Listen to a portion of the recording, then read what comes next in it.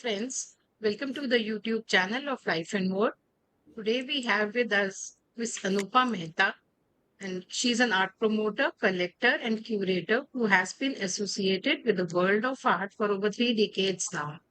She has lent support to the prestigious private and public art institutions in India, including the Kasturbhai Lalbhai Museum in Ahmedabad and NCPA and Jehangir Art Gallery in Mumbai. She's also the founding editor of Art India magazine, and she has authored India 20, a book of interviews with contemporary Indian artists. These days, she is busy with SAMA-VAYA, a retreat-cum-art exhibition to be held at Skyview by Empyrean in Jammu. Welcome, Miss Mehta. Thank you. Thank you so much for your kind introduction. Pleasure is all mine. So, we'll talk about Samavaya event that is happening next month. So, Sure. you have chosen eight artists from across India, right? Right. Yeah, so this is a second edition of Samavaya. Yeah. The idea was to get artists from the contemporary art space as well as master crafts persons to engage Mm-hmm. Mm-hmm. and see what they can come up with in terms of a collaboration. So this Yeah. year we have added some more people from Jammu, and Mm-hmm. so it promises to be a very enriching experience because there Mm-hmm. are three national award winning craftswomen from different parts of India. There are three contemporary artists, and there are two Mm-hmm. artists from Jammu, one who Mm-hmm. works in the Pasholi miniature style. So we're seeing this kind of divide between urban contemporary art and folk art, traditional art getting dissolved, and we're showing all the artists on one platform. Mm-hmm. But picking up like six people from such a large volume of artists and craft person must be a very tedious task. How did Yeah, you choose these people? well, it's more than tedious, I think it's because, as you know, this is part of our profession. We're constantly looking at work by different artists. So we're also Mm, looking at consistency. We're looking at the artists whose experiences have been enriching, have shaped them, and artists who show all over the world, as well as artists who won several awards. Some of the mm, artists are young, of course, but there mm, is a distinct vocabulary. So I think when we mm, are working with like a broad theme, say nature, for example, then you try and bring together artists whose vocabulary has those elements. mm. So this Samavaya event, this is the second edition you said, Yes. right? So what was the idea behind it? How did was it the idea of the Empyrean people to have this event, or it was a joint decision to have it? What went behind the scenes when you came upon Samavaya event? So, the marketing team and the PR team of Empyrean had connected with me to say, there's this lovely scenic locale, and is there something you'd Mm, like to do with artists and art? And so we came up with mm, this idea of an art camp, which is not a new idea. But I think what mm. makes it exceptional is that it is bringing craftspersons together with contemporary Artists. artists, you know. Mm, And mm, I think it's always nice to give people a chance to rest, mm, be in nature, see what ideas come up, and you're discussing with other people, and people are looking mm, at your work. So, sometimes you get really interesting collaborations. mm. So that was the With the whole, individual artists. yes, With the absolutely. individual artists. Correct, correct. Mm, okay. And what about Jammu?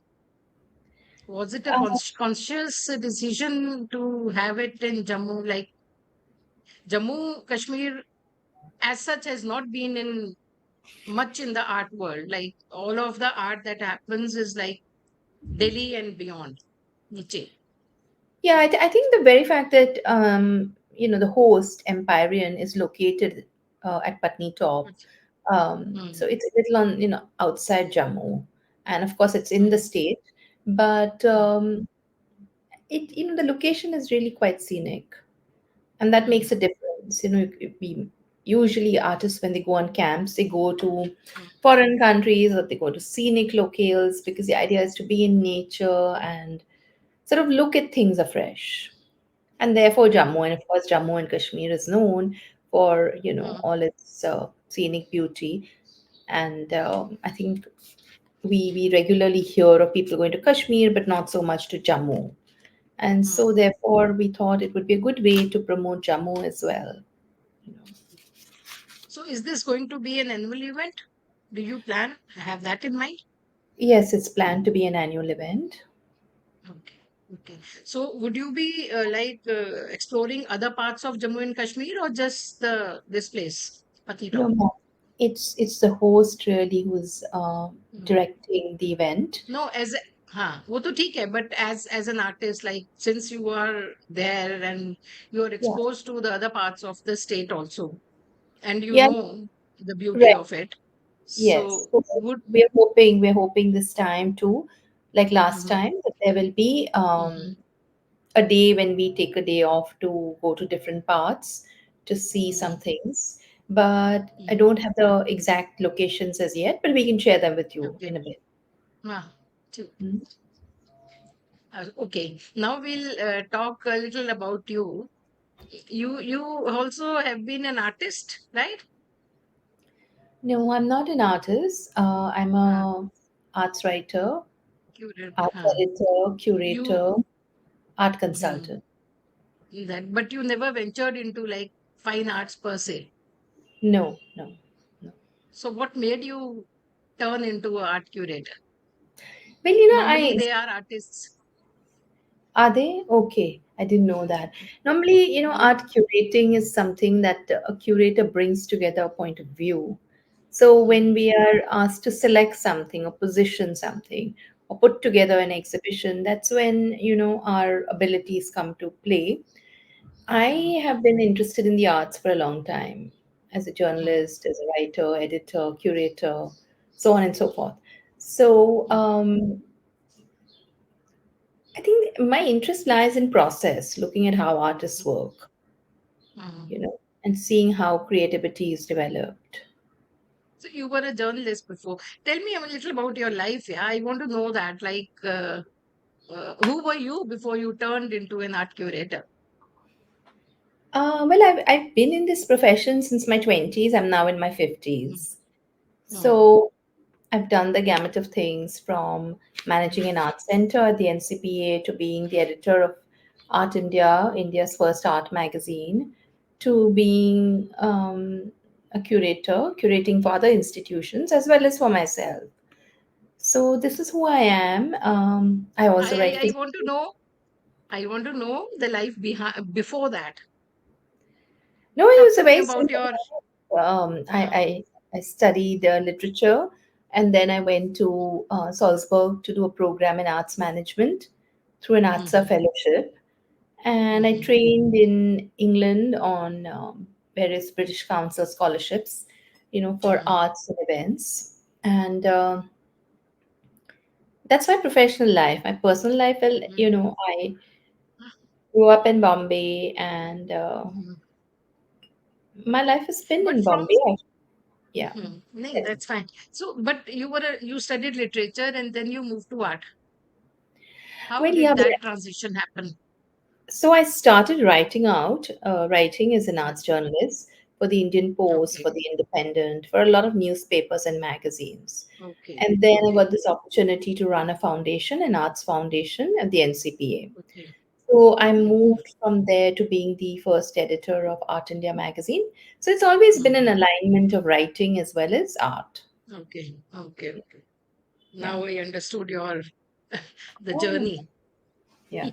Yeah. So you also hold a master's degree in narrative practice. Right. What's that? So narrative therapy is a form of psychotherapy, Mm-hmm.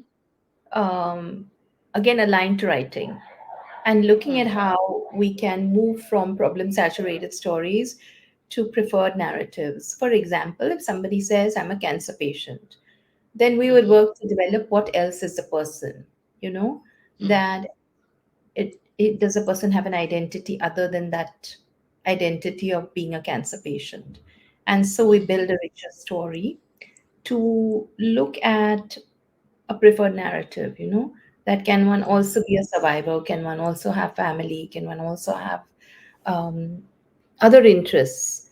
Like you just mm, asked me, who am I other than being an art curator?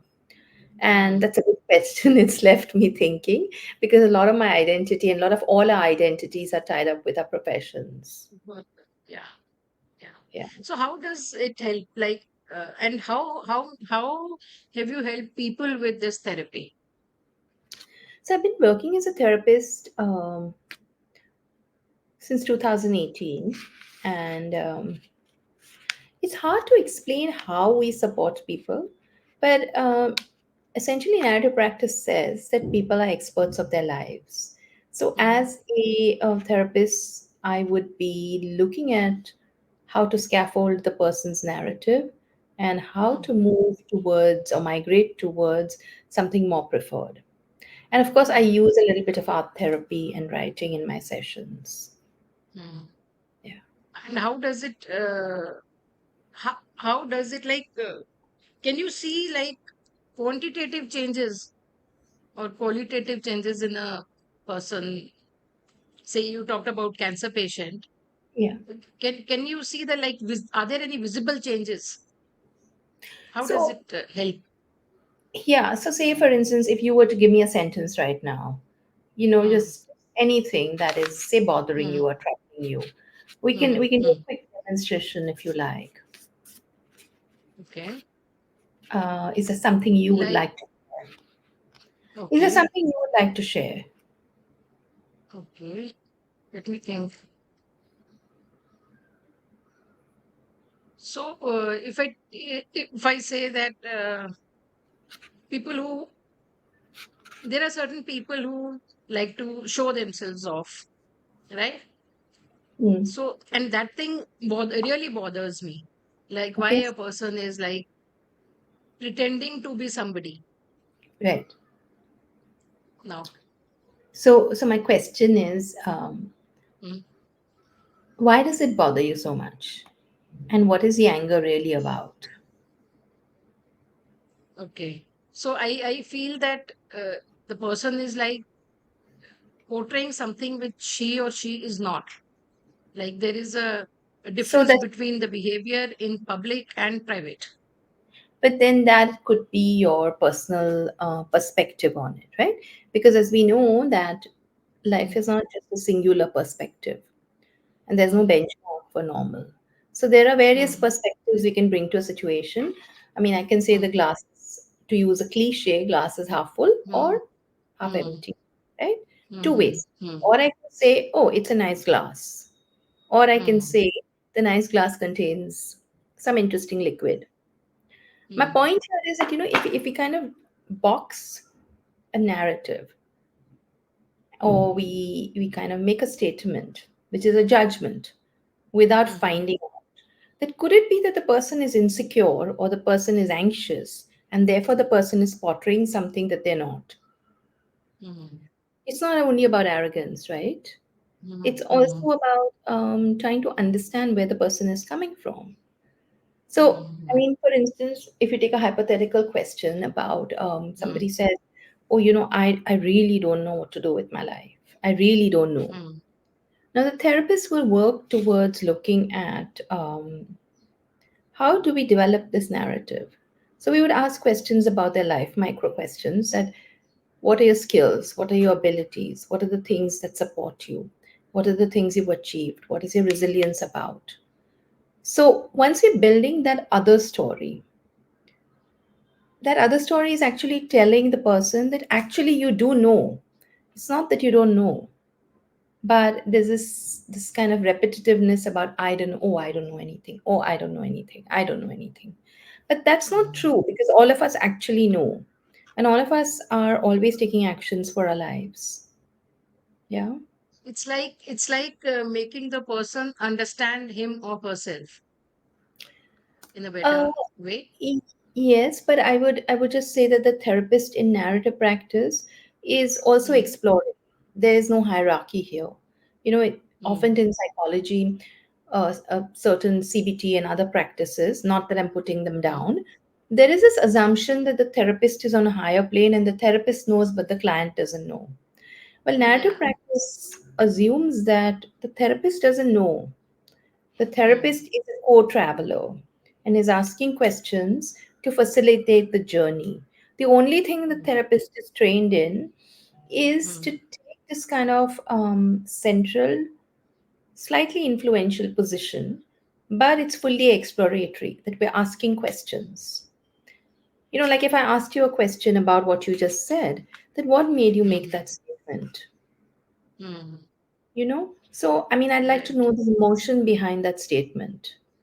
Mm, Is it that okay. because you do so many interviews and it annoys you to meet Mm, different people who you think are other than what they portray, and what is the mm, feeling around it? you know mm, so the point here is that when we say things or we do things, sometimes there is another emotion behind it. Okay, it's like somebody could be very angry all the time, put other mm, people down, but it could also be a fear of other people that's making them do this, like keep people at a distance, right? mm, yeah. Anyway, so the thing is, this is another part of my life. Mm, mm. So what I'll talk more about a little bit more about it.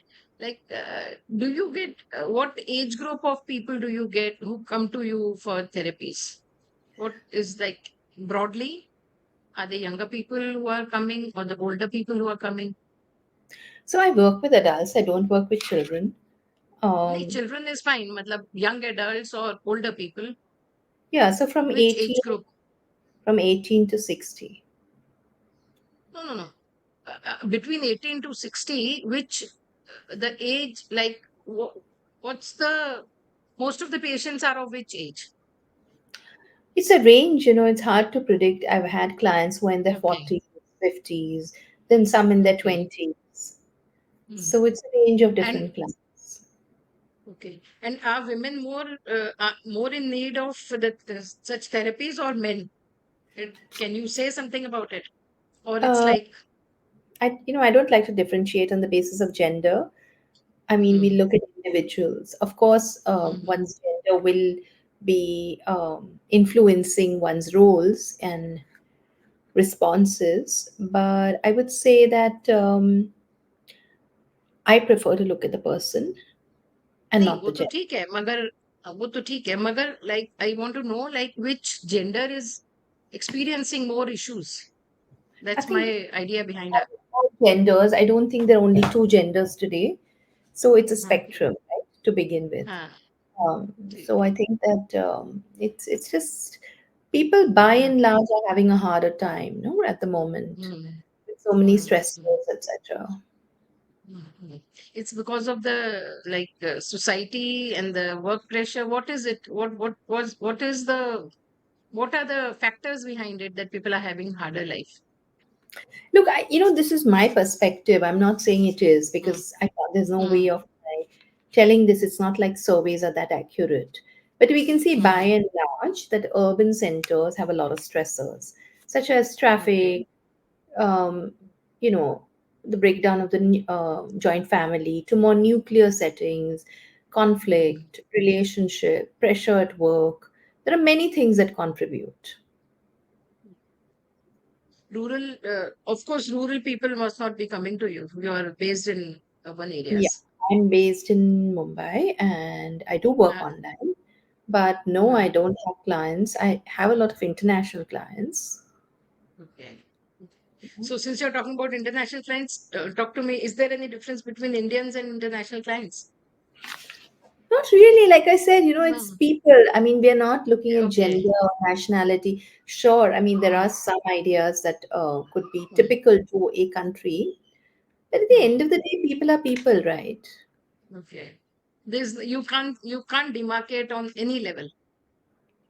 I would not like to because it's a Okay. generalization, right? I mean, it's not like I can do Uh, a survey of uh, 10 million people around the world and come up with, Right, yeah. right, Yeah. right. Yeah. So between your art life, life that is devoted to art and life that is devoted to therapy, which one do you love doing more, or you tend to do more? I enjoy both. Hmm. Therapy doesn't pay my bills, so therefore I also work in the arts. But I mean, I've been Hmm. working in the arts for almost 3 decades.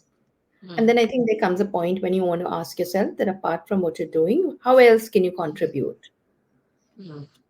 So therapy is like gives you more satisfaction than your professional work in art No, field. are both entirely different, and they both Hmm. bring different joys, you know. Okay. You don't like to put one above the other or one behind the other. It's a bit like comparing apples and oranges. You can't, right?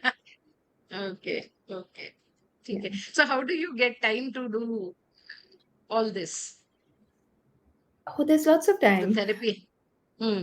You don't, There's anytime always you don't feel stressed, there's no time I have to do this or that. not at Never? all, not at all. Oh, that's I remarkable. actually I really enjoy my work. So my day Hmm. starts at 5:30, Hmm. and I work till about 6 o'clock. Hmm.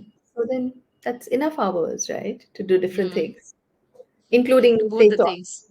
including talking to wonderful interviewers. Okay. And what are your other interests other than therapy and art? Well, I write fiction. Hmm. Um, Acha, I write fiction, yeah. have you come up with any book? Yeah, I have three published books. Okay. One is a book of interviews with artists, one is a book of short Okay. stories, and one is a novel. Okay. So, Hmm. yeah, I write fiction, I travel. What else? Hmm. I like to watch cooking shows, Acha. just for fun, or reading Okay. cookbooks, because Do I you think food. practice that? And yeah, I try and find some time to at least read the Hmm. cookbooks, like I'll carry one Hmm. with me in the car to work, or, Hmm. quickly run through it. Not because I want to sit and cook, but I think it just Hmm. interests me to look at how recipes over the years have Hmm. developed, and how different cultures have a similarity of, ingredients, etc. Like cumin. Okay, so cumin is used in Arab countries, in Turkey, in India, elsewhere too, but the ways in which cumin is used is different. Hmm. So So, maybe there's a book in the making. okay, you've just given me an idea. Thank you for that. Yeah, Okay. Okay. yeah. Anything else like you would like to say I'd like about art, to. about therapy? Anything you would want to say to our viewers? No, I think what I'd like to say is that, if I hadn't been in the profession of the arts, Hmm. I wouldn't have had such a rich and varied life. Because I think what the arts do is they change something within you. There's a certain transformation that happens when you look at a work of art. I mean, we see the Hmm. sunrise every day.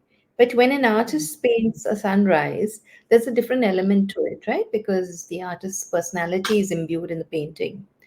And Hmm. it just offers a different way of looking at the world. Hmm. So, what I wanted to say was that art is important if we can bring it into our lives in whatever way possible. Um, Hmm. it is quite transformational. Hmm. I Hmm. mean, it's been used Now for I'll ask therapy. you. Yeah. Now I'll ask you who's your favorite artist. Now don't tell me that all are good. No, no, no. So, can you see the painting behind me? This Hmm. head. That's done by Hmm. an artist called Akbar Padamsi. He died many years ago. Hmm. So I used to follow him from the time I was in college, and go to his Okay. studio and sit there while he's Hmm. working. Hmm. So he would do figurative forms and he would do Hmm. landscapes. If you looked at the landscape, it was almost like a body. And if Hmm. you look Correct. at the figuration, you will see, like, say, for instance, our facial structure. As we Hmm. age, there are, cheeks will move, eyes will change, lines will come Hmm. up. It's almost like a Hmm. landscape. It's the territory of the self. Hmm. Right? So So, that's one artist you love his works. yeah, Akbar Padamsi, yeah. Okay, thank you so much, Anupa. Yeah, And lovely I wish you talking all to the, you. yeah, Thank you for your same here. time. I wish you all the best for your art event next month. Thank you. All the best. Yeah, All thank you. right. Take care. Bye bye. Bye bye.